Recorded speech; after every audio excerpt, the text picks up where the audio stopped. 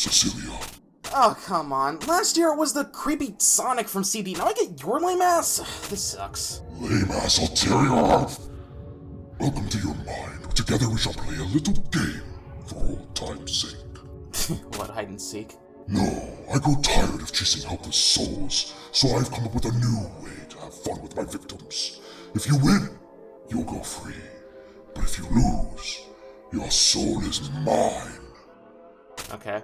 Then I shall be watching from the background. Best of luck, Cecilia. No. Come on, can I play something fun like Contra or hell, I could do Mega Man and Bass again? Zelda 2? Castlevania 2? Shit. I just hope Kiki and Palkia are faring better than me. Ghosts and Goblins, released in September of 1985 in arcades, is a balls-to-the-walls, hard-as-rock, tough-as-nails platformer that was a coin gobbler. As with most arcade games from the era, it would soon be ported to various home systems like the ZX Spectrum, the Commodore 64, and most infamously, the Famicom/NES, which, fun fact, this was the first Famicom game to use a 128KB cartridge. Oh, what did I do to deserve this? I remember how badly this game used to get it all the time. The AVGN's review from back in the day is just always stuck in my mind when it comes to this game. Some call me Johnny's as well, and everyone always says the same thing about it, that this game is too damn hard for its own good. Difficulty is of course a subjective thing, and I have no doubt in my mind that this game is extremely hard, but so hard that it's bad? Well, I guess I'm gonna have to find that out for myself. Let's jump into the hellish world of Ghosts and Goblins and see for ourselves. Okay, so first things first, the story, which is pretty basic. You play as Sir Arthur, who is with Princess Prin, when suddenly Satan himself shows up, kidnaps Prin, and retreats to his castle.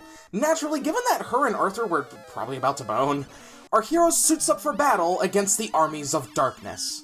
No boomstick, though. So the name of the game is that we run around all the while creatures like zombies, piranha plants, and demons assault us, but we aren't completely defenseless thanks to our trusty lance, which Arthur has an endless supply of. These monsters don't fuck around though, they will relentlessly come after you, which makes this game pretty difficult.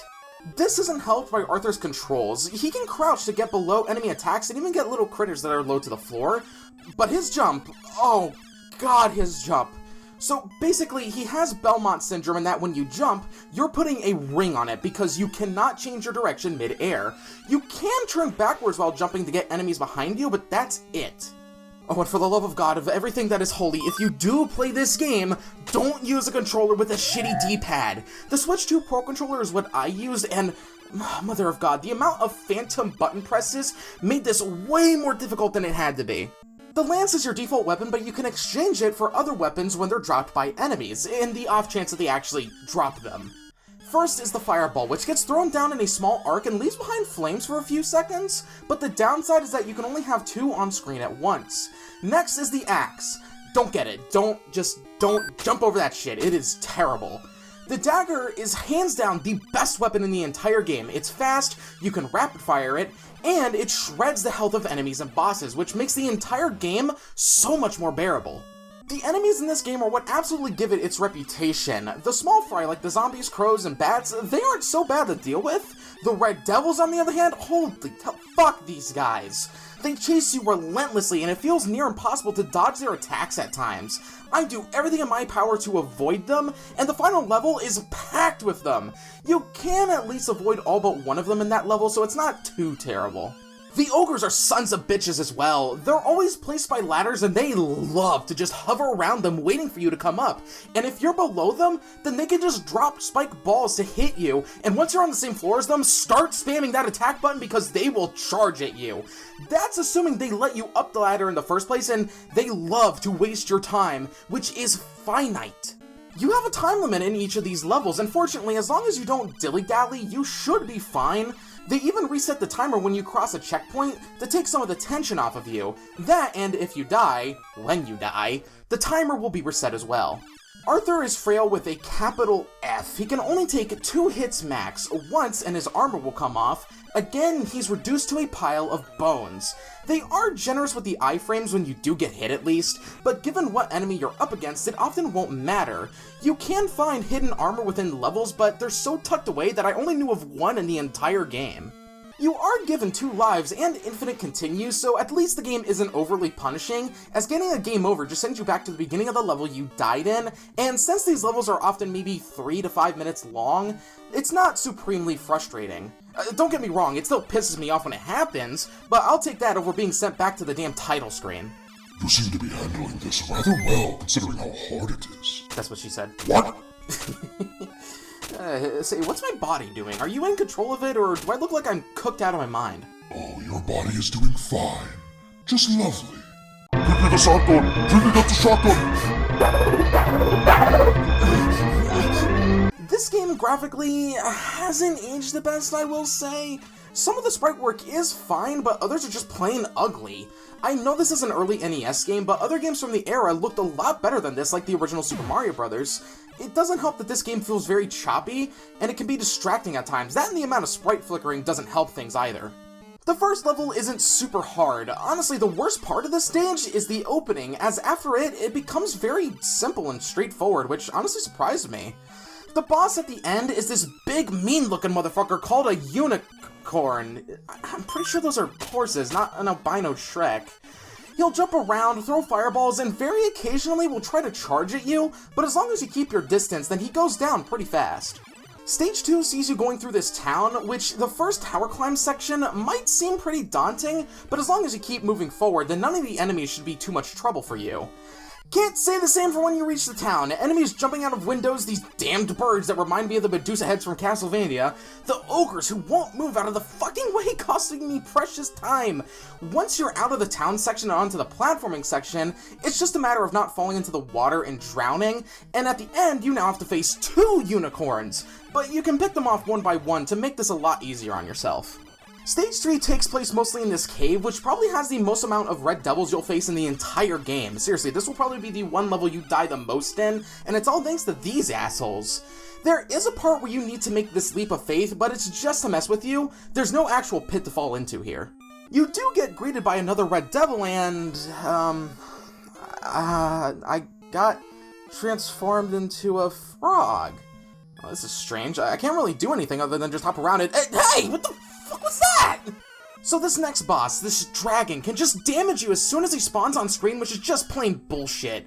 It'll fly around and occasionally shoot out a fireball. You can destroy its body segments to make it easier to dodge, but you mainly want to go for the head.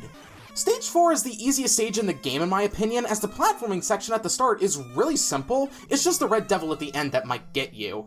That is then followed by this bridge segment, which, as a certain blue fish once said, just keep swimming, just keep swimming. Seriously, if you keep moving forward, then none of the little blue guys can hit you.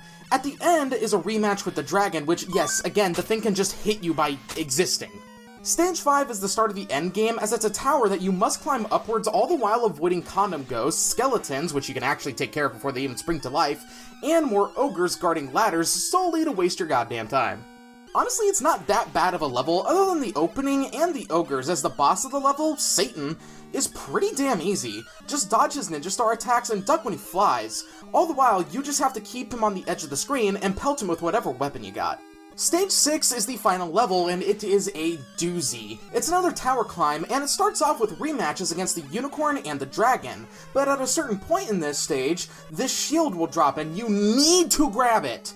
If you make it to the end of the game without the shield, then the game sends you back to stage 5 to try again. The shield isn't that bad, its range is limited, but it blocks magical projectiles like the fireballs from the red devils. Finally, we come face to face with 2 Satans. Okay, who bred Satan? Me. I bred Satan just to prove a point.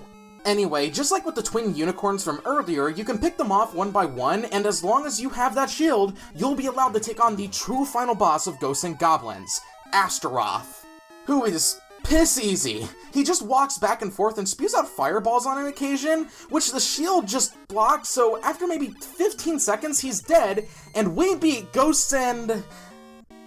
What the hell is this? You know, I'm starting to think that maybe living isn't worth it. Oh, are you not feeling well? Got a headache or something? I can get some ibuprofen. Nah, I'm good. It's just a little head pain. I'm sure it's fine. The second playthrough might sound more challenging, and in some aspects it is, as you need to have faster reaction times, but truth be told, thanks to the experience I got from the first playthrough, not to mention actually being able to pick up the dagger in this playthrough, I tore through this. The first playthrough took me about an hour or so to do. Meanwhile, the second playthrough only took me about 30 minutes since I knew what to expect and where to expect it. The enemies, bosses, weapons, armor, everything is in the same place as it was before, so I would say that this is more comparable to the second playthrough of Super Mario Bros., which just swapped out some enemies here and there and made everything faster. Sure, it's more challenging, but it's nothing you didn't just do before that. It's not super taxing on you, I find. That's just me, though. I can't speak for everyone. Finally, after all of that, picking up the shield again, and defeating the two Satans, we can challenge Astaroth again, and once he's defeated, we rescue our beloved princess. I will say the congratulations screen is horribly translated. You gotta love that early NES translation jank. From here, the game is now truly over as we get booted back to the title screen, where we can truly end our journey. Ghosts and Goblins isn't an inherently bad game. In fact, gaming outlets at the time praised it as being some of the best the NES had to offer. I think it's an excellent example of how games age. The game itself isn't changing, society's expectations are, and as a result, what once seemed fun and challenging now seems archaic and poorly designed. The game surely is hard as fuck, but in a way, I kind of admire that. I think Ghosts and Goblins could work today if it were made with modern sensibilities while still remaining hard. You know, something like a Souls-like would be a great way to reimagine this game in a way that people would genuinely love. Its legacy precedes it, and I think I can say that Ghosts and Goblins isn't a bad game, just a very old one that, as a result, is very unappealing to people nowadays. Alright, I beat your game, completely. Now hold up your end of the bargain. Oh, you don't want to spend more time together? How about super ghouls and ghosts? I'll call Ghostbusters. Understood. Finally! Kiki, Palkia, what happened while I was gone? CeeCee, how are you? I didn't do it. Bye. Can you fix that for me? Oh, no, I don't bring things back to life. It's not my god. Yeah. Really? You're just gonna go away just after all we just don't... shit. The fuck am I gonna do with this thing?